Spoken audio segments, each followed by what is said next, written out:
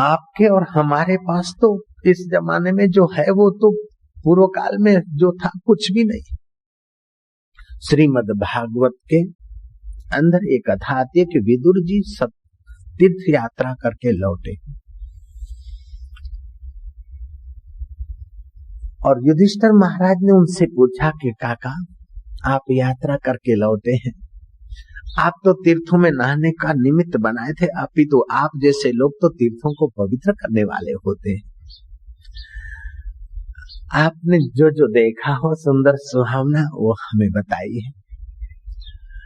विदुर जी ने तीर्थ यात्रा का तो वर्णन किया, लेकिन श्री कृष्ण ने अपनी लीला समेट ली है, उस बात का वर्णन नहीं किया। विदुर जी समझ गए थे कि वो तो देर सवेर जान ही लेंगे, दुख की बात में जल्दी क्यों बताऊं, जितनी देर से दुखी हो उतना अच्छा है। अगर दुख की बात किसी को बताना भी चाहो तो ऐसे ढंग से बताओ कि उसको ज्यादा दुख न हो और दुख झेलने की शक्ति आए। ये भी एक आपका यज्ञ कर्म है। मानो किसी के बेटे का एक्सीडेंट हो गया और आपको बताना पड़ता है, तो उसको आप फोन से या कैसे भी आप बात करते तो आप उसको कह दो कि भाई एक बात बता रहा हूं आपको। हाँ बताइए साहब क्या है। बोले कभी तो हवाई जहाज से लोग गिरते हैं, हड्डी पसली पहचानने में नहीं आती, कभी तो हादसे होते लोग उसी समय मर जाते हैं। संसार तो ऐसा है, शरीर तो मरते हैं या तो एक्सीडेंट में या तो कैसे भी। जो मरने वाली का है वो तो मरती देर सवेर, और जो अमर आत्मा है वो तो अमर है। आपको थोड़ी सी जरा बात बताता हूँ, लेकिन आप हिम्मत करेंगे तो बताता हूँ, नहीं तो नहीं बताता। बोले बताइए बताइए। आप हिम्मत रखेंगे तो मैं बताता हूँ। हाँ के हाँ बताइए। आपके तो 2 बेटे हैं, कईयों का तो एकलौता बेटा होता है और ऑन द स्पॉट मर जाता है एक्सीडेंट में, तो क्या बात है, कुछ है क्या। बोले नहीं नहीं देखो आप डरो मत, आपके तो 2 बेटे हैं, एक तो ठीक ठाक है, दूसरे बेटे को जरा सा, हाथ उनके दोनों ठीक है, मत्था भी ठीक है, आंखें भी ठीक है, पेट भी ठीक है, किडनियां भी ठीक है, केवल दाहिने पैर में जरा सा फ्रैक्चर हो गया है। आप धीरज से उसका इलाज करेंगे तो मुझे आनंद होगा, आप दुख करेंगे तो मुझे दुखी होना पड़ेगा। आपने उसको दुख की बात तो बता दी, लेकिन आपने एक महायज्ञ कर लिया, उसको दुख झेलने की शक्ति भी आपने दे डाली। यह है आत्मिक सामर्थ्य, यह है आत्मिक भाव। जितना जितना तुम आत्मा परमात्मा उस अकाल पुरुष के निकट जाते हो, उतना उतना तुम्हारा विशाल हृदय होगा। बच्चे थे, छोटे थे, खेलते थे अपने खिलौने अपनी चीजों में, जब बड़े हुए शादी हुई फिर अकेले नहीं खाते, पत्नी को भी भरण पोषण और उनको गहने गांठे देकर खुश होते हो। फिर बच्चे होते तो बच्चे कच्चों को भी कुछ दे दा के आप खुश होते हो। उससे भी आगे बढ़ते तो बहू आती है, सास और होता है, ये होता है। तो जो जो आपके योग्यताओं का विस्तार होता है, त्यों त्यों आपकी व्यापकता बनती है। जो जो व्यापकता बनती है त्यों त्यों आप आत्मा के निकट है। अपनी जाति का, अपने व्यक्तिगत दायरे से कुटुंब का दायरा बड़ा, कुटुंब के दायरे से पड़ोस का दायरा बड़ा, पड़ोस के दायरे से राज्य का दायरा बड़ा, राज्य के दायरे से राष्ट्र का दायरा बड़ा, और राष्ट्र के दायरे से विश्व का दायरा बड़ा बनाकर विश्वेश्वर का साक्षात्कार किया जा सकता है। जितना दायरा बढ़ जाए उतना ही आप अकाल पुरुष के निकट हैं, और जितने ही आप संकीर्ण हैं उतना ही आप शैतान के निकट हैं। तो आध्यात्मिकता कहती है कि शारीरिक शक्ति, मानसिक शक्ति, बौद्धिक शक्ति, संगठन की शक्ति से भी बड़ी है आपकी आत्म शक्ति, आत्म सामर्थ्य। उस आत्म सामर्थ्य को जगाने के लिए ही आपका मानुष्य जन्म हुआ है, आत्म सुख पाने को। तो आत्मा परमात्मा आपसे दूर नहीं है, आप उसको पीठ दे नहीं सकते फिर भी पीठ दे बैठे हैं। आप उससे दूर नहीं हो सकते फिर भी दूर बैठे। करनी आपको अपनी के नेड़े के दूर, क्योंकि उसका ज्ञान आपको नहीं है। जहां से आप रात को थकान मिटाते हो वो सामर्थ्य लाते हो, जहां से तुम्हारी बुद्धि को शक्ति स्मृति मिलती है, जहां से तुम्हारे मन को स्पंदन मिलता है, जहां से तुम्हारी आंख देखने की सामर्थ्य लाती है, उसी को आप भूल बैठे हो। तो अनजाने में नपी तुली योग्यताएं मिलती है और आप जगत का नश्वर काम पूरा करके जिंदगी पूरा कर लेते हो। अगर उसको जानने के रास्ते चलना है तो जैसे युधिष्ठिर महाराज को विदुर जी उपदेश देते हैं। विदुर जी ने अपने भाई को भी उपदेश दिया। विदुर जी ने युधिष्ठिर को बताया। बाद में वो महल के खंड में गए जहां धृतराष्ट्र बैठे थे।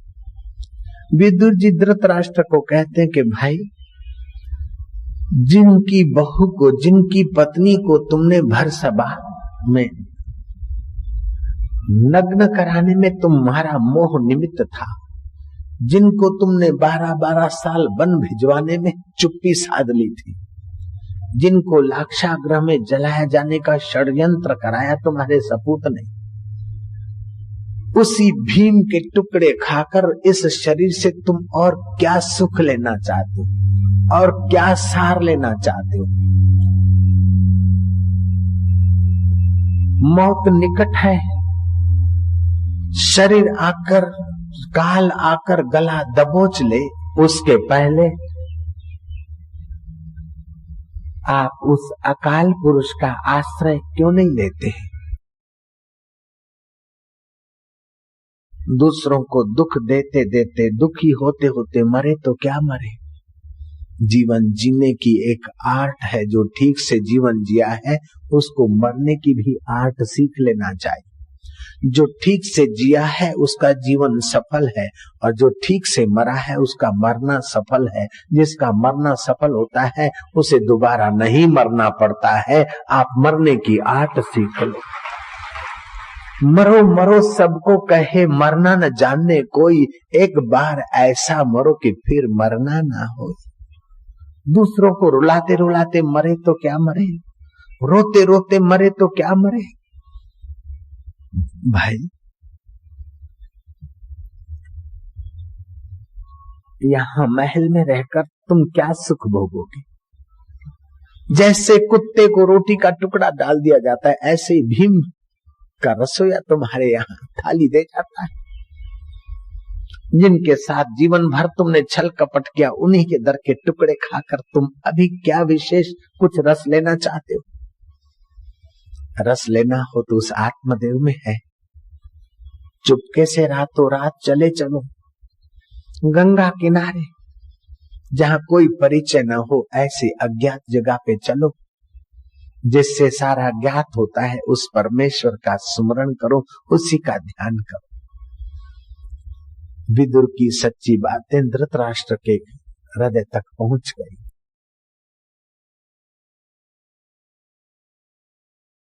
गांधारी, धृतराष्ट्र और विदुर रातों रात चल दिए। युधिष्ठिर महाराज का दिनचर्या का वर्णन आता है कि वो सवेरे उठते, बिस्तर पर बैठते, आज का दिन में ये शुभ कर्म करूंगा, आज इतनी गौओं का दान करूंगा, इतना सत्कर्म करूंगा और सुख दुख में सम रहूंगा। भगवान का स्मरण करके जो नथुना से श्वास चलता था वही हाथ मुंह को घुमाकर धरती पर पैर रखते हैं, जिससे मनोवांछित कार्य में सफलता मिलती है। बिल्कुल फैक्ट बात है, अभी भी इसका प्रभाव है। सुबह उठते समय किसी विलासी व्यक्ति का दर्शन करो तो दिन भर विलासता के कीचड़ में गिरने का दुर्भाग्य होता है, लेकिन सुबह उठते समय संयम और सदाचार का अधिष्ठान स्वरूप परमात्मा का चिंतन करो तो तमाम विघ्न और बाधाओं पर पैर रखकर अपने सुनिश्चित कार्य में आदमी सफल भी होता है। कभी कभार विफल हुआ तो भी गिरता नहीं विषाद में। सुबह की पहली 2 मिनट आपने संवार ली तो बहुत कुछ संवार लिया। नींद खुल जाए लेकिन आंख न खुले, खुले तो फिर बंद हो जाए, पड़े रहो उसमें। अलार्म घंटी बजा सकता है लेकिन कंबल नहीं हटा सकता है। पति पत्नी कंबल हटा सकती लेकिन तुम्हें जगा नहीं सकते। जगाता तो वही है जो तुम्हारे दिल में धड़कने दे रहा है, वही तुम्हें जगा रहा है। नींद खुल जाए, आंख न खुले, खुल जाए तो फिर बंद कर दो। और लेटे लेटे मैं शांत स्वरूप परमेश्वर में रात भर आराम पाया था, उसी में अब मैं जागृत में भी आराम पाने का ही काम करूंगा। हे मेरे प्रभु, फिर चाहे उसका नाम तुम राम रख दो, हमें आनंद है, तुम अल्लाह कह दो, तुम रब कह दो, हमें आनंद है। जिस रूप में उसे मानते हो, लेटे लेटे 2 मिनट उसमें खो जाओ। बाद में आप बिस्तर पर बैठो, लेटे लेटे 2 मिनट खो गए, फिर शरीर को खींचो अच्छी तरह से 2-3 मिनट। जीवन शक्ति विशेष आएगी। तुम्हारे शरीर के इंस्ट्रूमेंट जो साधन है, जिनमें थकान हो, जिनमें कुछ कमी हो, उस कमी की पूर्ति के लिए ऊर्जा को लाओ। शरीर को खूब खींचो 2 मिनट। बुढ़ापे में तो ये काम जरूर करना चाहिए। नींद में से उठो तो बराबर खींचो, रग रग की झड़ती ले लो, ऐसा खींचो। डॉक्टर इंजेक्शन खींचता है, लड़का पिचकारी का रंग खींचता है, ऐसे आप आत्मिक ऊर्जा को खींचो, शरीर को बराबर खींचो।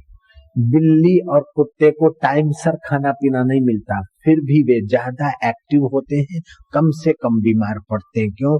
कि वो जब भी नींद में से उठते तो अपने शरीर को खूब खींचते हैं। बिल्ली कुत्ताओं को तो हमने सत्संग नहीं सुनाया, फिर भी प्राकृतिक नियम के अनुसार शक्ति ले रहे हैं, और आपको हम सुना रहे हैं, फिर आप क्यों नहीं शक्ति लेंगे? आप तो ले। एक वृद्ध आया गुरुजी के पास के बाबा जी, तमाम टॉनिक के खाने पर भी मेरी कमजोरी नहीं गई, लेकिन ये खींचने की जो पद्धति बताई, दिन में 2-4 बार करता हूं, अब तो मेरे को स्फूर्ति है। बुढ़ापे में भी जवानों जैसी स्फूर्ति आ गई है। तो आपके लिए ये टॉनिक है। शरीर को खींचो 2 मिनट, 2.5 मिनट, फिर 2-2.5 मिनट शरीर को ढीला छोड़ दो।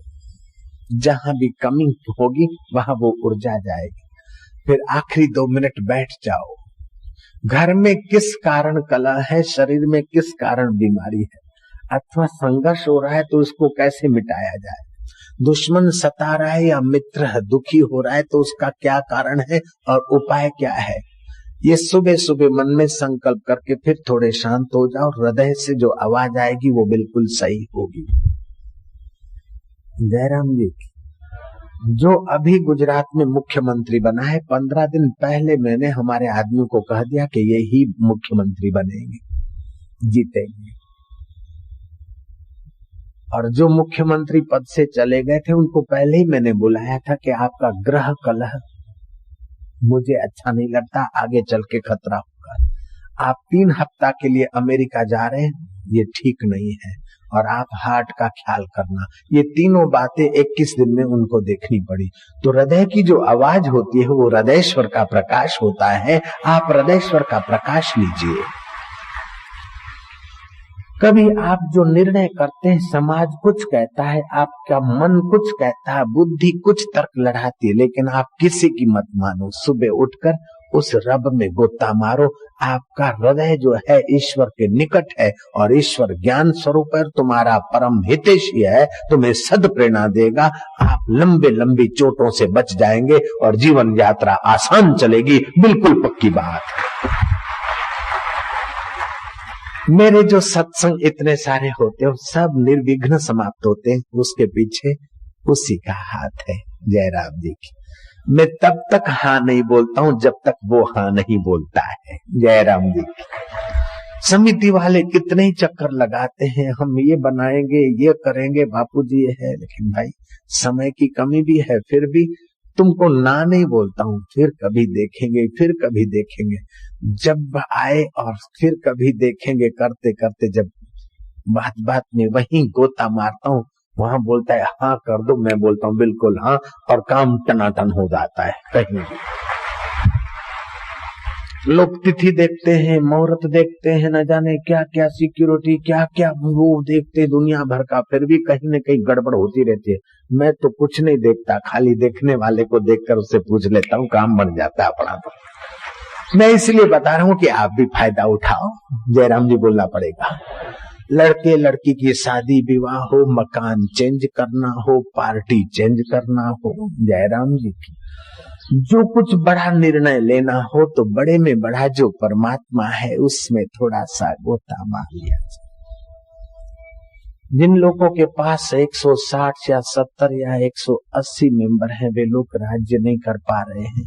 अगर किसी ब्रह्मवेता महापुरुष का सहयोग ले तो दिखते दिखते उनका राज्य हो सकता है।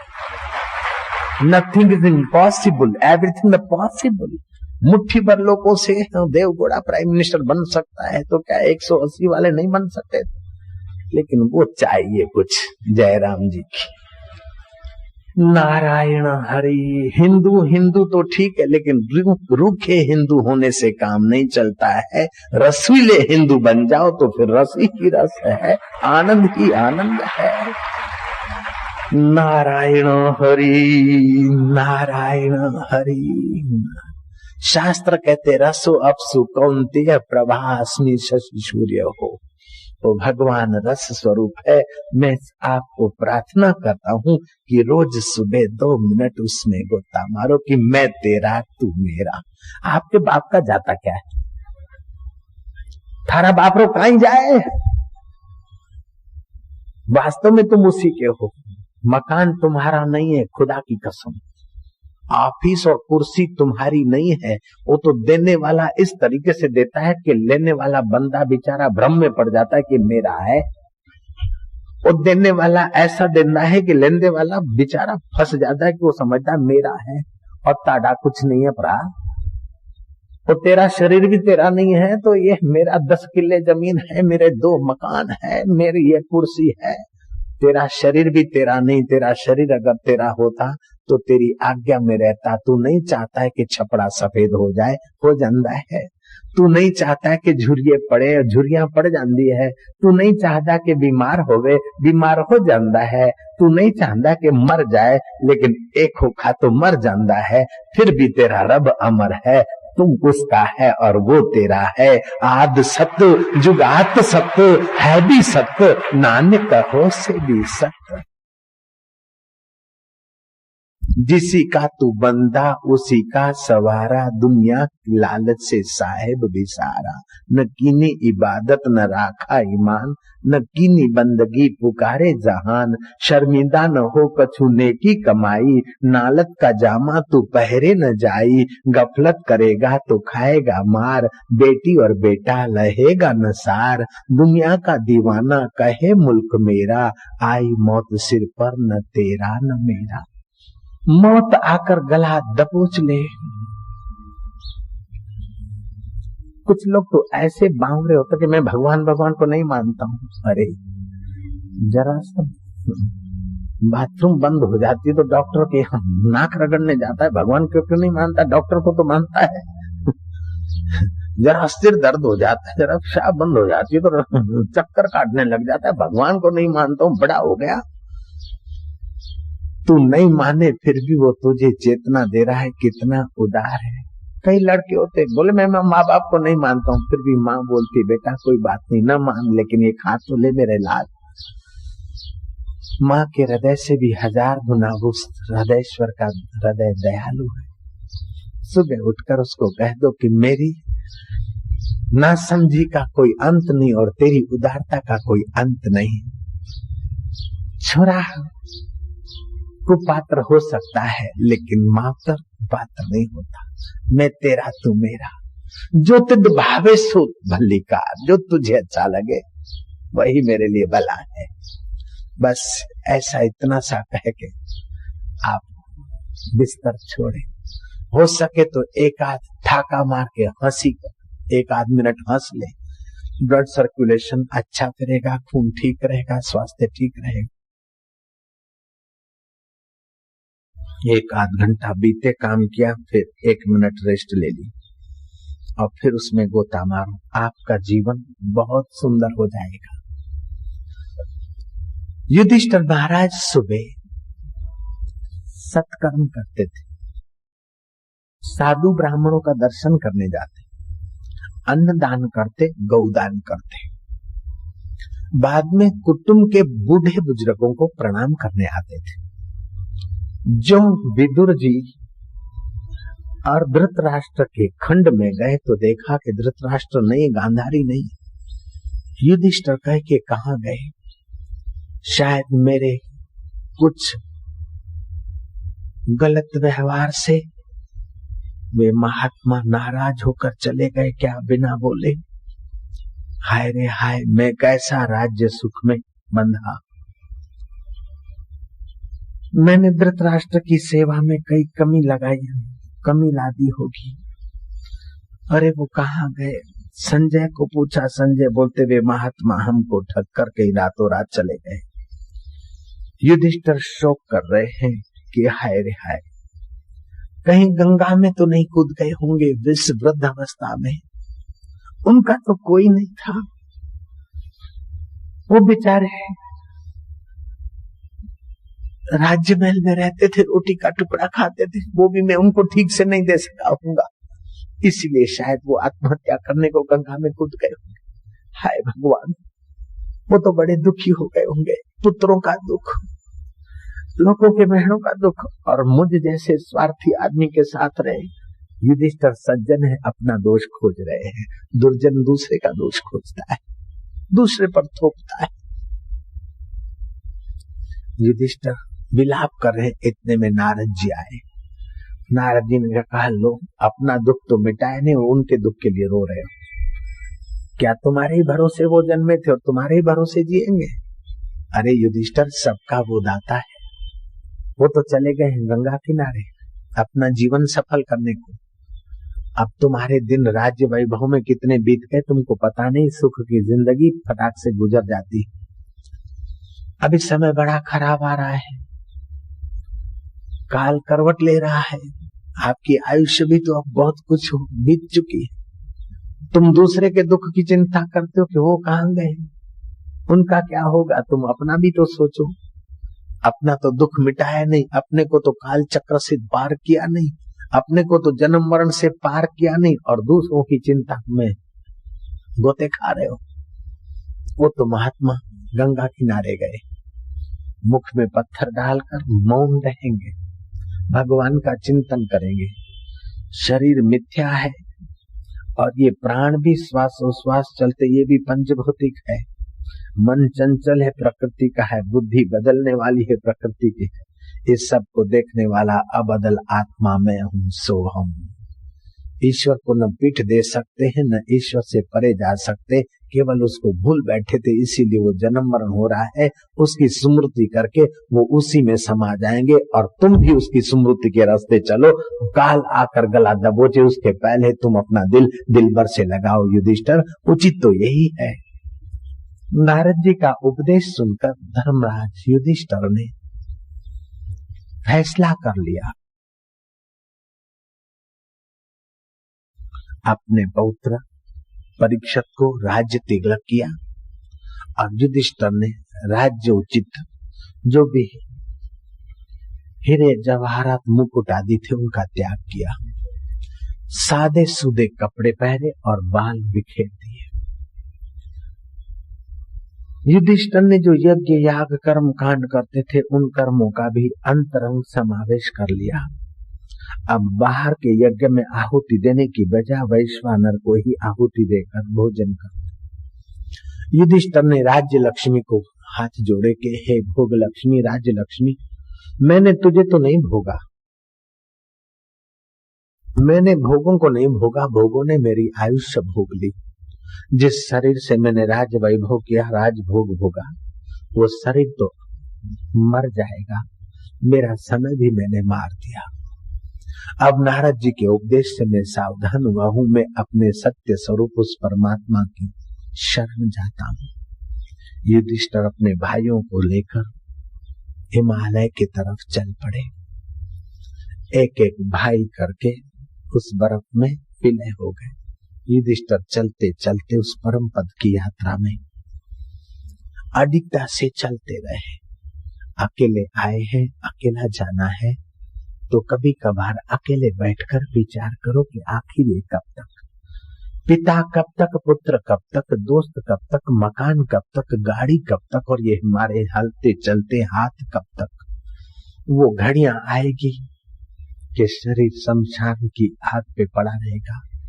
शरीर शमशान की आग में भभूक भभूक करके खत्म हो जाए, उसके पहले ज्ञान की अग्नि से हमारा अज्ञान जल जाए, ऐसा उपाय करना चाहिए।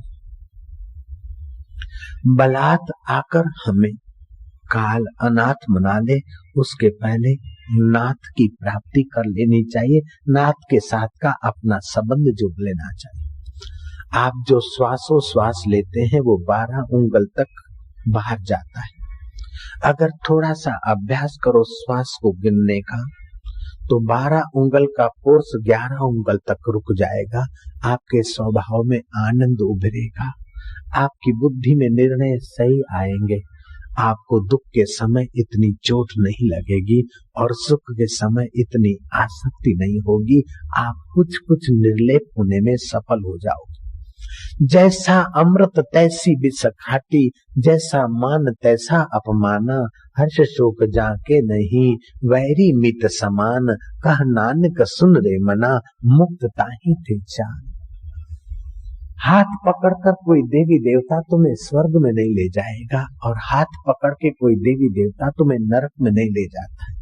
तुम जब शुभ कर्म करते हो तो तुम्हारी बुद्धि शुद्ध होती है, शुद्ध प्रेरणा मिलती है और आपके लिए स्वर्गीय सुख के द्वार खुलते हैं। तुम जब अशुद्ध कर्म करते हो तो अशुद्ध प्रेरणा तुम्हारी बुद्धि को दबोचती है और आप भविष्य में गलत स्टेप लेते हो और गिर पड़ते हो।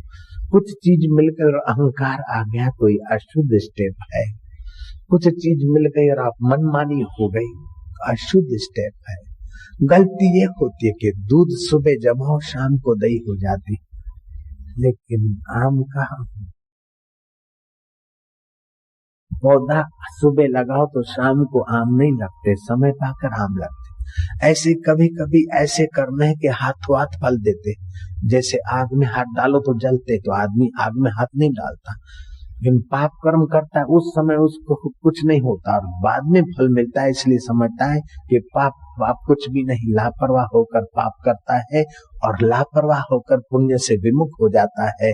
अगर बुद्धि है तो प्रयत्न करके पाप से बचे और प्रयत्न करके पुण्य करे तो भविष्य उज्जवल होगा और वर्तमान में भी सत प्रेरणा मिलेगी। और सत प्रेरणा को बढ़ाने के लिए सत्य स्वरूप परमात्मा का नाम जप सब यज्ञों से श्रेष्ठ यज्ञ माना गया। मन को एकाग्र करने की एक टेक्निक बताता हूँ। 1-2 मिनट में ही मन एकाग्र होने लग जाएगा। और कुछ न करो, आंखों पर वजन न पड़े, बोझा न पड़े। इस ढंग से आंख की पुतली एक जगह पर रोक दो, न दाएं न बाएं, न ऊपर न नीचे, बस खाली रुकी रहे। जिस भगवान को, गुरु को, संत को मानते हो बस देखते रहो, देखते रहो। मन कुछ अंश में एकाग्र होगा। इससे प्राण एकाग्र हो, प्राण की रिधम तालबद्ध होगी। अथवा तो आंख खोलकर नाक के अग्रभाग में नजर रख जमाओ। श्वास अंदर गया शांति, बाहर आया 1। श्वास अंदर गया आनंद, बाहर आया 2। श्वास अंदर गया आरोग्यता, बाहर आया 3। इस प्रकार की 50 गिनती कर लो, तब तक बैठे रहो, चाहे ऑफिस में, चाहे घर में, चाहे पूजा रूम में।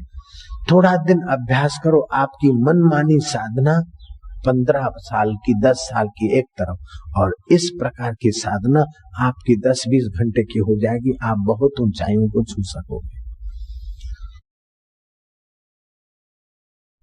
जब श्वास की रिधम 11 उंगल से बचकर 12 उंगल से बचकर 11 पे चलने लगे तो आपके हृदय में निष्कामता आएगी, आपकी बुद्धि में सात्विक बल आएगा, आपके मन में प्रसन्नता आएगी और आपका स्वभाव मिलनसार स्वभाव होने लगेगा। आपके अपने तो अपने हो जाएंगे, पराये भी अपने होने लगेंगे। केवल 1 उंगल श्वास का नियंत्रण कुछ समय में ही हो जाएगा। अगर 2 उंगल तक नियंत्रण में आप सफल होते हो तो आपको आत्मिक आनंद की लहरियां कभी कभी मिलेगी। जो तुम्हारे को विकारों में गिरा रहा था मन, अब वो बार बार तुम्हें अंदर आने को आकर्षित करेगा। मन में एक बड़ा भारी सद्गुण है, कि दो बातें एक साथ नहीं रह सकती। जिस समय मन दुखी है उस समय सुखी नहीं है, और जिस समय मन में सुख है उस समय दुख नहीं है। कितना भी बड़ा भारी दुख आया हो उस समय इस श्वास की उपासना अथवा भावना करो कि भगवान नंद नंदन यशोदानंदन है, अथवा मर्यादा पुरुषोत्तम राम है, अथवा मेरे गुरु आनंद स्वरूप है, प्रेम स्वरूप है, ज्ञान स्वरूप है, सुख स्वरूप है, उसको प्यार करो। ऐसे करते करते जैसा भी भाव अनुकूल पड़े, अनुकूल भाव बनाकर आप हृदय में जो ही थोड़ा सा 1 मिनट के लिए भी अगर आप प्रसन्न हो जाते, खुश हो जाते, तो 1 मिनट के लिए दुख से आप बच गए। जब 1 मिनट के लिए दुख से बच सकते हो तो 2 मिनट के लिए और 10 मिनट के लिए भी बच सकते हो। बाहर कारणों से दुख आया लेकिन आपको दुख न छूटे, ये आपकी विशेषता हुई। बाहर से सुख आया लेकिन सुख में आप गुलाम नहीं हुए, ये आपकी विशेषता हुई। ये विशेषता ब्रह्म ज्ञान के द्वार खोल देगी। जैसा अमृत तैसी विष खाटी, जैसा मान तैसा अपमाना, हर्ष शोक जाके नहीं, वैरी मीत समान, कह नानक सुन रे मना, मुक्तता ही ते जान। मुक्ति के रास्ते का ये प्रयास है। अगर आप अभ्यास करते करते 3 उंगल श्वास को नियंत्रित करते हो तो कवित्व शक्ति उभरेगी। कवि कालिदास और तुलसीदास उसी अवस्था में आए और कविताएं लिखी। आज तक उनकी कविताएं शास्त्र बनकर लोगों का मार्गदर्शन कर रही। अगर इस कवित्व शक्ति पर आप नहीं रुकते हो और आपकी साधना और चल रही है श्वास की या एकाग्रता की, तो आपका श्वास 4 उंगल तक नियंत्रित हो जाएगा।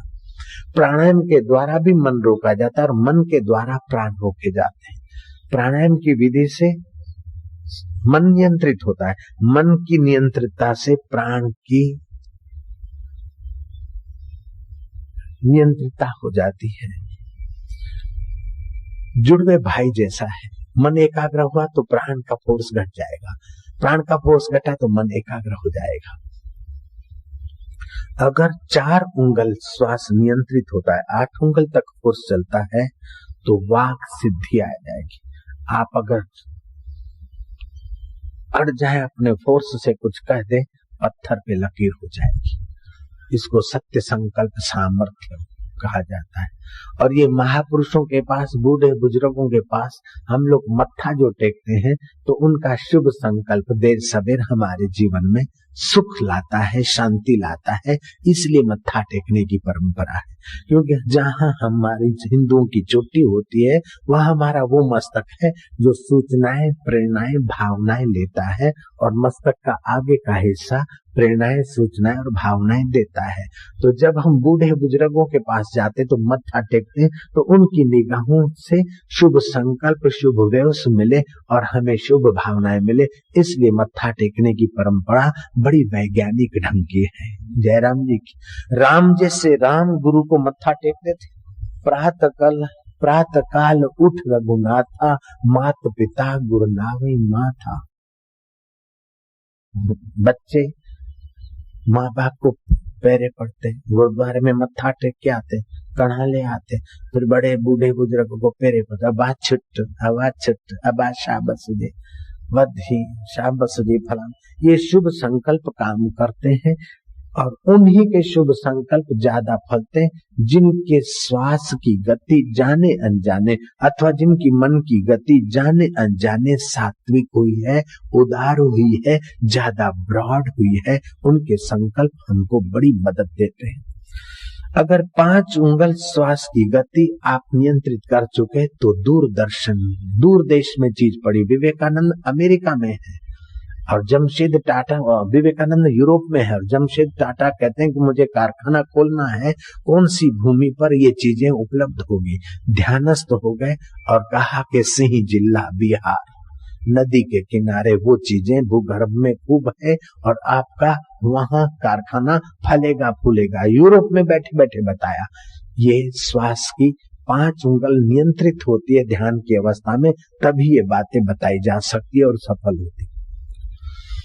अगर 6 उंगल श्वास की गति नियंत्रित हो गई तो आकाश गमन की सिद्धि जैसे हनुमान जी के पास थी। सात उंगल नियंत्रित हो गया तो शीघ्र गमन आदि का सामर्थ्य आता है। जैसे स्वयं प्रभा ने हनुमान को तुरंत ही दरिया किनारे भेज दिया शीघ्र वेग में, अथवा तो आज से 12 साल पहले मिस्टर बिली आया था हेलन से। भारत के योगियों का सामर्थ्य किताबों में पढ़कर योगियों को खोजने आया। योगी के नाम पर कई वेशधारी मिल गए, अला बांधू, बला बांधू, भूत बांधू, प्रेत बांधू, कन्या मन्या कुर्र, तू असंदा चेला सीताड़े गुर्र, सुल्फा धर, तू चाहे तर चाहे मर, शरीर कटावे होमी देवे तदपि मन का मैलन जाए। ऐसे लोग मिले। मिस्टर बिली हैरान हो गया कि ये क्या इंडियन योगी। वो उब गया। जितना पढ़ा था भारत के संतों के लिए, उतना ही संतों से नफरत उसके दिल में पैदा हो गई। हेलन का मिस्टर बिली भटकते भटकते किसी साधु से पूछा कि इंडियन योगी भारत के योगी नहीं? बोले भले इधर ऋषिकेश में हरिद्वार में नहीं है, दुकानदारी इधर है, तो तुम जरा हिमाचल प्रदेश के तरफ चले जाओ। वो हिमाचल प्रदेश के तरफ चला गया, लेकिन उसकी श्रद्धा तो टूट चुकी थी। एक नदी के किनारे एक दोपहर के समय बैठा था। आकाश में उसकी निगाहें थी, चीलें गिन रहा था, देख रहा था और ऐसे ही सोच रहा था। इतने में एक बूढ़ा योगी नदी किनारे आया और उल्टे बहाव कोई चीज को यूं खींच रहा है। पानी यूं बह रहा है और वो यूं खींच रहा है। देखा कि ये क्या करता है बूढ़ा पागल। बिल्ली पेड़ के पीछे छुपकर देखने लगा। देखा कि उल्टे बहाव से वो कोई नौजवान का मुर्दा बह के आ रहा है। मोटर बोट तो उल्टे बहाव आ सकती है, लेकिन ये मुर्दा कैसे उल्टे बहाव आ रहा है? पानी जा रहा है दक्षिण की ओर और मुर्दा आ रहा है उत्तर की ओर। उस मुर्दे युवक को खींच लिया पानी में से बूढ़े योगी ने, और कुछ होठ चलाए और कुछ हाथ का इशारा करके बूढ़ा सो गया। और बूढ़ा सदा के लिए सो गया और वो मुर्दा उठ खड़ा हुआ। छुपा हुआ बिल्ली दौड़कर आया और मिस्टर बिल्ली ने पैर पकड़े। I found up a great Jogi of India. मैंने बड़ा भारत का जोगी पा लिया। उस जोगी ने पूछा, तुम व्हाट यू वांट, क्या चाहते हो? जल्दी करो, मुझे जाना है। बोले, ये बूढ़ा शरीर आप ही थे और इस जवान के शरीर में आपने प्रवेश पाया। I am right? या राइट। लेकिन अब तुम क्या चाहते हो? बोले, मैं हॉलैंड से निकला हूं, बहुत समय हो गया। मेरी मिसेस क्या करती होगी मुझे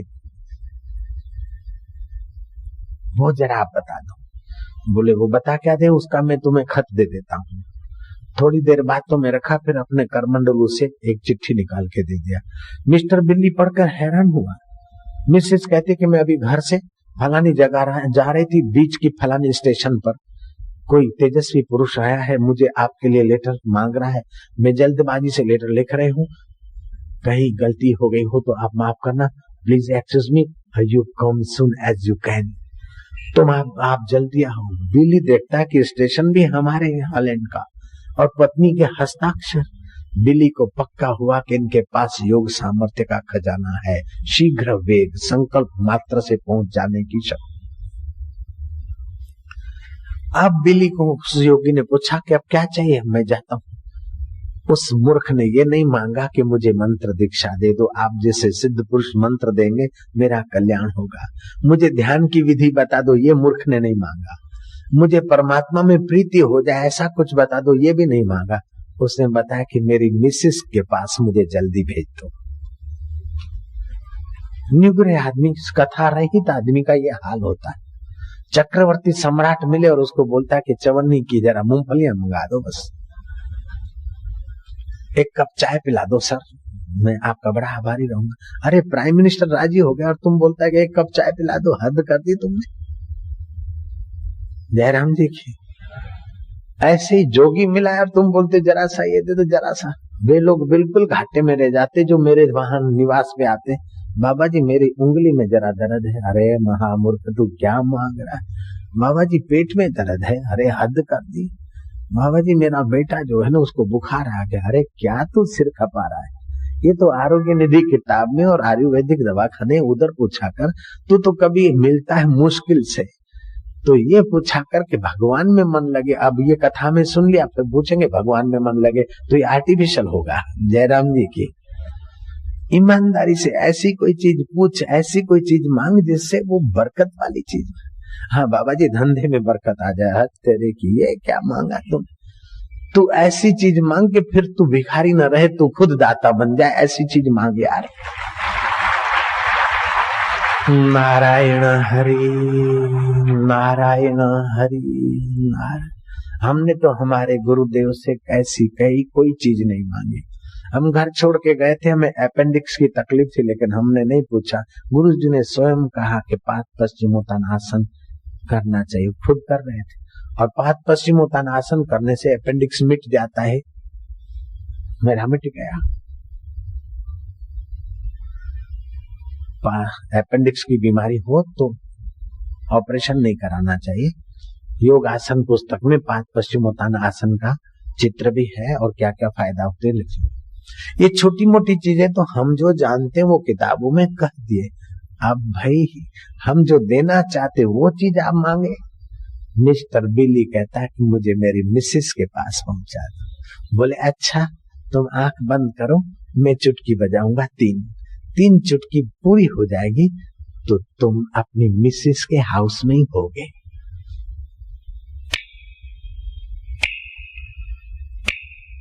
और बिल्ली ने आंख खोली, आंख बंद की, हिमाचल प्रदेश, और 3 चुटकी के बाद आंख खुली तो मिसेस के हाउस में ये शीघ्र वेग सामर्थ्य प्राप्त हो जाता है, अगर श्वासोश्वास की गति 7 उंगल की नियंत्रित हो जाए तो। ये बिल्ली की बात तो इस युग की है। रामायण में आता है कि हनुमान जामवंत और अंगद को स्वयं प्रभा ने आंखें बंद करो और फिर खोलो तो दरिया के किनारे पहुंचा दिया था। रामायण में आता है और सीरियल में भी तुमने देखा होगा, ठांडे सकल सिंधु के तीरा। लेकिन भारत के योगियों का कहना है कि इन रिद्धि सिद्धियों में भी आप रुकना मत। ये 3 चुटकी में इधर से उधर शीघ्र वेग की सिद्धि भी कोई सार नहीं है। जो जहाज से काम हो सकता है उस काम के लिए 12 साल या 5 साल बिगाड़ना व्यर्थ है। इन बातों में मत पड़ना। ये सिद्धियां जिससे आती है वो अकाल पुरुष तेरा आत्मा है, उसको खोजते जा और उसी को पाले तो फिर कुछ पाना बाकी नहीं रहेगा। उसको जान ले तो जानना बाकी नहीं रहेगा और उसमें टिक जाएगा तो फिर जन्म मरण नहीं होगा। 3 मिनट के लिए भी उस अकाल पुरुष आत्मा में निसंकल्प दशा में रुक गए, दोबारा जन्म नहीं होता। 3 मिनट के लिए उस आत्मा का ठीक से बोध हो गया, ज्ञान हो गया, फिर मोह आपको ठग नहीं सकता है। पथिक आ रहा है, बाबा जी मैं जंगल से आ रहा हूँ, आप भी उस घने जंगल से आ रहे, मेरे को उधर जाना है, प्यास लगी। बाबा ने कहा बेटा आधा मील आगे जाएगा, एक बड़ा सरोवर है लेकिन ढका हुआ है हरे हरे उस कमल पत्तों से। कमल पत्ते हटा के पानी पी लेना, बड़ा स्वच्छ पानी है, बड़ा साफ सुथरा है। पथिक आधा मील गया, देखा कुछ दिखता तो नहीं, और थोड़ा आगे पीछे गया, फिर याद आया कि हरे पत्तों से ढका है, शायद ये हो। धीरे से हटाया तो पत्ते और ऊपर जो हो काई जम गई थी उसको हटाया, अमृत जैसा पानी पिया। देखते देखते फिर वो ढक गया, लेकिन एक बार पानी पी लिया, अब वो ढका रहे फिर भी उस पथिक से ढका नहीं है। ऐसे ही वो परब्रह्म परमात्मा का अमृत ढका है। संत पुरुष बताते कि बेटा ऐसा धारणा ध्यान करके जा और वह अमृत के घूंट भर ले। एक बार उस आत्मा अमृत का अकाल पुरुष का घूंट भर लिया, फिर ढका सा रहेगा, फिर भी आपके लिए ढका नहीं रहेगा, हाजरा हजूर रहेगा। सो साहिब सद सदा हजूरे, अंधा जानत ताको दूरे। धृतराष्ट्र एकांत में चले गए। यकीन जिसका पक्का है उसको फायदा पक्का होता है। एक मुसलमान थे, दूसरे हिंदू, दोनों दोस्त थे। हिंदू ने कहा कि मैं तो जाऊंगा भाई, अब संध्या हो गई, मैं तो राम राम जपूंगा। बोले राम बड़ा नहीं, हमारा अल्लाह बड़ा है। हिंदू ने कहा छोड़िए बंडलबाजी, राम बड़ा है, जो रोम रोम में बस रहा है वो राम बड़ा। अरे बोले अल्लाह बड़ा है। दोनों की लग गई, भिड़ गए। हिंदू बोलता है राम बड़ा है, मुसलमान मित्र बोलता है अल्लाह बड़ा है। बोले अब हम दोनों आपस में क्यों लड़ मरे? ये पेड़ है, पेड़ के ऊपर से जो जंप मारे और जिसका रब बड़ा होगा, अल्लाह बड़ा होगा, राम बड़ा होगा, वो बच जाएगा, दूसरे को लगेगा। हिंदू मेरा उत्साही था, ध्यान भजन करके दृढ़ निश्चय वाला हो गया था। उसने मेरा राम तो भवसागर से तार देता है, मेरा राम तो बड़े बड़ी खाइयों से बचा लेता था, इस पेड़ से कूदने में क्या है? वो तो पेड़ पे चढ़ गया और जय श्री राम करके हनुमान की नाई जंप मारा, उसको तो कुछ लगा वगा नहीं। मुसलमान को बोला अब तू चढ़। हाँ, उसने देखा कि अब क्या करे, कहीं लग गया तो या अल्लाह करके कूदता। कूदूं कूदूं कूदते कूदते कूदते कूदते विचारते विचरते या खुदा बोलूं कि या अल्लाह बोलूं। फिर सोचा कि अल्लाह या खुदा बोलूं, लग गया तो कूदते कूदते राम खुदैया। राम और खुदा दोनों का नाम।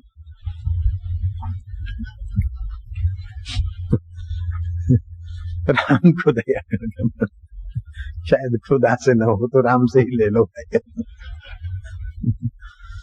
नारायण हरि नारायण हरि नारायण हरि। मंत्र में 4 बातें होती है।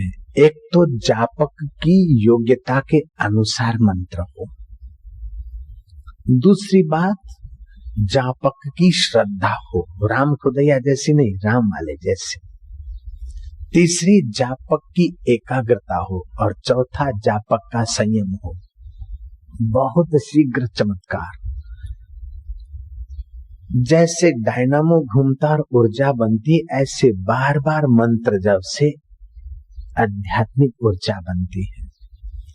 जो लोग बोलते फलानी देवी देवता की मैंने मनोती मानी, फलाने देव के लिए मैं ये किया और ये काम मेरा हो गया, वो गलत नहीं कहते हैं, लेकिन फिर भी ये बात पूर्ण नहीं है। क्या वो देवी देवता इतने छोटे आदमी हैं कि 1.25 रुपए की मिठाई या 4 रुपए का नारियल या 5 रुपए की मिठाई के लिए इंतजार कर रहे हैं? जो तुमने मनोती मानी और वो तुम्हारा काम करने लग गए, तो ये तो चपरासी से भी गए बीते, तो ये तुम्हारे देवी देवता क्या इतने गए बीते हैं? बिल्कुल ऐसे निपट निराले बैठे कि कोई ग्राहक आ जाए, मनोती मान ले 5 रुपए की, बस उसका काम करने में लग जाऊं।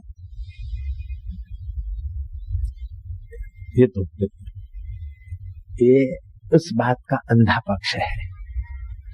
उजला पक्ष भी है कि जब तुम देवी देवता की मनोती मानते हो तो कुछ जप करते हो या कुछ आस्था रखते हो, तो आपका जप और आस्था आपके सुषुप्त वो केंद्र ओपन करता है और फिर आपकी भावना के अनुसार उस देवता की, उस गुरु की ऊर्जा उसके साथ मिलती और घटना घट जाती है। ये बात भी सच्ची है जय राम जी की।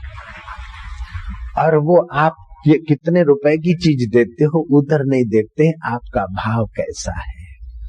कई बार रुपए देने से वो काम नहीं होता है जितना प्रेमी का प्रेमी एक दूसरे का स्नेही काम कर लेते हैं। आप 25,000 रुपया दो किसी मिनिस्टर को, साहब ये मेरा काम करवा दो, बोलेगा छोड़ो मैं अनकरप्टेड। लेकिन कोई मित्र जाए कि साहब ये काम कर दो, बोले ये कैसे और ज्यादा करवा ले यार, सिग्नेचर ही करना है, ले जा। तो जहाँ स्नेह होता है वहां रुपए पैसे गौण हो जाते हैं। आपका देवी के प्रति, देवता के प्रति, भगवान के प्रति स्नेह होता है और स्नेह से जब आप मनोती मान लेते हो, श्रद्धा कर लेते हो, तो वातावरण में उनका सहयोग भी मिल जाता है और आपका काम बन जाता है। ये बात भी सच्ची है।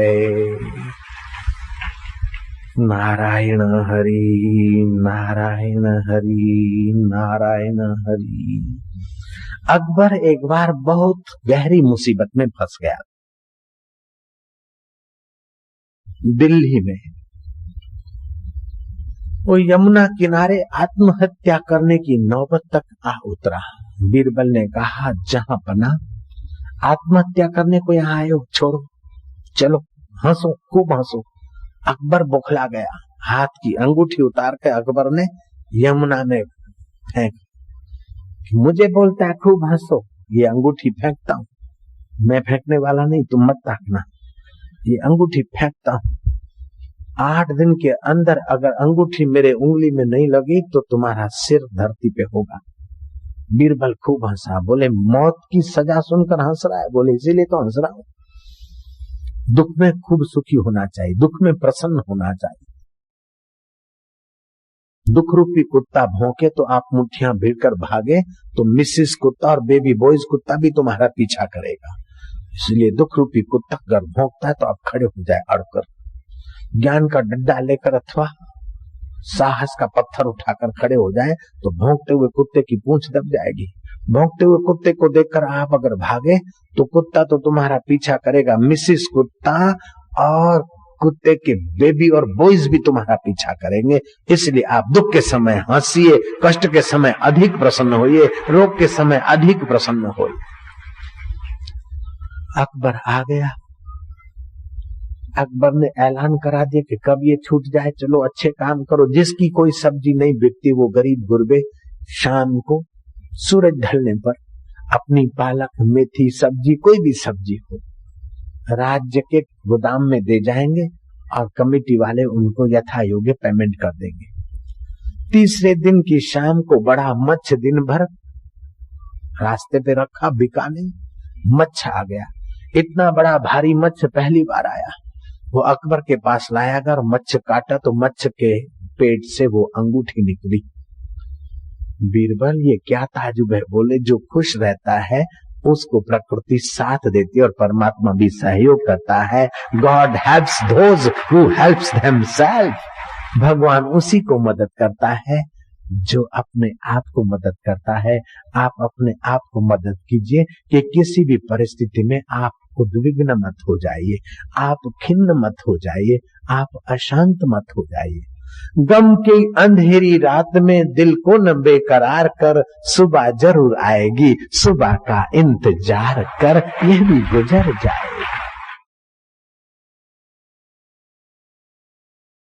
तुलसीदास जी कहते हैं, तुलसी साथी विपत के, तुलसी साथी विपत के, विद्या विनय विवेक, विद्या विनय साहस सुकृत सत्यव्रत, साहस सुकृत राम भरोसो एक, राम भरोसो एक। अगर विपत्ति आ जाए, मुसीबत आ जाए तो उन मुसीबत के वक्त तुम्हारे साथियों को खोज लो। एक साथी है विद्या, आत्म विद्या की। विपत्ति भी कब तक?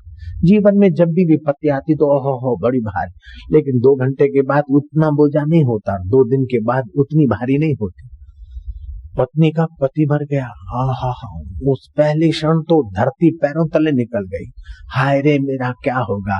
लेकिन कई ऐसी देवियां जो पति मरता है उस समय तो बहुत दुखी होती है, 2 दिन के बाद उतना दुख नहीं, और 2 साल के बाद तो वो बेटे की माँ, दूल्हे की माँ बनकर गाना बजाना भी सुनती है, गाती है और दुख भूल जाती है। जयराम जी की तो 2 साल के बाद दुख छू हो जाएगा, तो अभी से छू होने वाली चीज से तू काय को छू हो रही है। गम की अंधेरी रात में दिल को न बेकरार कर, सुबह जरूर आएगा, सुबह का इंतजार कर। दुख में उद्वेग नहीं और सुख में आसक्ति नहीं तो आपका मन निर्लेप होने लगेगा, ध्यान में सफलता मिलेगी, और ध्यान में लगोगे तो दुख सुख में समता मिलेगी, दोनों एक दूसरे के पोषक रहेंगे। जीवन जीने की कला सत्संग से मिलती है भैया। तुलसी साथी विपत के, विद्या विनय, विपत्ति के समय अकड़ू मत बनो, विनय बन जाओ, नम्र बन जाओ। तुलसी साथी विपत के, विद्या विनय विवेक, विवेक से निर्णय लो। साहस सुकृत, एक तो साहसी बनो, दूसरा सत्कर्म करो विपत्ति के समय, तो पुण्य भी आपको सपोर्ट करेगा। साहस सुकृत सत्यव्रत राम भरोसो एक, तो आप विपत्ति के सिर पर पैर रखकर अपनी जिंदगी आगे बढ़ाने में सफल हो जाओगे। योगियों का कहना है कि जब तुम मंत्र दीक्षा लेकर जप करते हो तो एक ऊर्जा बनती है, बार बार रिपीट, जप के रिपीट से वो ऊर्जा तुम्हारे नाभि के नीचे जो मूलाधार केंद्र है उसमें उस शक्ति के स्पंदन जाते हैं। जैसे जलाशय में कंकड़ डालते हो तो उसके अंदर जो आंदोलन पैदा होते हैं, इस प्रकार आप जब करते हो तो आपकी सोई हुई ऊर्जा में वो आंदोलन पैदा होते हैं। वो सोई हुई ऊर्जा आपकी जागती है। वो पहला केंद्र में जो सोई हुई ऊर्जा है वो जागती है तो आपको अणिमा, त्रिकालदर्शिता और सत्य संकल्प सामर्थ्य कुछ अंश में प्राप्त होता है। आपकी नस नाड़ियों को शुद्ध करने के लिए वो प्राण शक्ति आपके शरीर में एक्शन पैदा करेगी। आप बैठे ध्यान में, लेकिन आपके शरीर में ऐसे कुछ एक्शन होने लगेंगे जिससे नस नाड़ियों की शुद्धि हो। कभी आपको एकाएक ऐसी हंसी आएगी कि आप कल्पना नहीं कर सकते, कभी ऐसा रुदन आएगा कि आप सोच नहीं सकते, लेकिन वो रुदन दुख का नहीं होगा। मीरा कभी रोती है कभी हंसती है। श्रीमद् भागवत में भगवान कृष्ण ने उद्धव को कहा, वाग गदगदा द्रव्यते यस्य चित्तम हसति क्वचित रुदति भीक्षणम उद्गायन्ति विलज्जे नृत्यन्ते च मद भक्ति युक्तो भुवनम पुनाति। हे उद्धव, कभी कभी वो वाणी गदगद हो जाती है, कभी नाचता है, कभी हंसता है, कभी रोता है, कभी लज्जा छोड़कर ऊंचे स्वर से गाता है, गुनगुनाता है। ऐसा जो मेरा भक्त है वो त्रिभुवन को पावन करता है। ये बात स्वामी राम तीर्थ ने अपने ढंग से कही। जंगल में जोगी बसता है, गह रोता है, गह हंसता है, दिल उसका कहीं नहीं फंसता है, तन मन में चैन बरसता है। वो गाता मौला मत वाला, जब देखो भोला भाला है, मन मन का उसकी माला है, तन उसका एक शिवाला है। जंगल में जोगी बसता है, गह रोता है, गह हंसता है, दिल उसका कहीं नहीं फंसता है, तन मन में चैन बरसता है। वो ध्यान लगने पर तन मन में चैन होता है। कभी विरह के कारण रुदन आता है, लेकिन संसारी रुदन में जो दुख है ऐसा दुख उसमें नहीं होता। ध्यान योग शिविर में कई लोग हंसते हैं, कई लोग रोते हैं। मैं एक सवाल करूंगा आपसे कि किसी के घर डेथ हो जाए, मृत्यु हो जाए, लोग रोककर, जिसके पति पत्नी कोई मर गया वो रोककर अभी चुप हो और आप पूछो क्यों जी रोने में मजा आया, तो क्या बोलेगा? कैसा लगा? रोने का मजा आया? कोई रोकर उठा हो और आप जाकर पूछो क्या हाल है, रोने में मजा आया, तो आपको आंखें दिखाएगा ना या तो डंडा दिखाएगा। जयराम जी की। लेकिन जब आप ध्यान योग शिविर में अथवा मंत्र दीक्षा लेकर पूजा के रूम में होते और आपको खूब रुदन आया, सत्संग में आप खूब रोए और बाद में आप उठे, कोई पूछे कैसा, अरे यार आज तो बहुत मजा आया, अरे यार क्या अक्रूर की बात कही बापू ने, बापू खुद भी भाई आंसू बरसा रहे, अरे अरे आज तो बहुत मजा आया। भगवान की भक्ति में रोने में जो मजा आता है, संसारियों को वो हंसने में भी मजा नहीं है। जब रोने का इतना मजा है तो हंसने का कितना और चुप बैठने का कितना मजा होगा। ये मर्दों की महफिल है, यहाँ जो भी आया सिर पे कफन बांध कर आया। सिर पे कफन मतलब अहम को छोड़कर जो आता है इस महफिल में वो निहाल हो जाता है, खुशहाल हो जाता है। तो मूलाधार केंद्र जागने पर कभी कुछ एक्शन होते हैं, कभी कुछ होते हैं और ध्यान में कई दृश्य दिखते हैं। कभी कभार ऐसा दर्शन होता है कि आप कल्पना नहीं कर सकते कि ये भी कुछ होता होगा। अगर स्वाधिष्ठान केंद्र विकसित हुआ तो महाराज अनसुने अनदेखे शास्त्रों का रहस्य प्रकट होने लगेगा।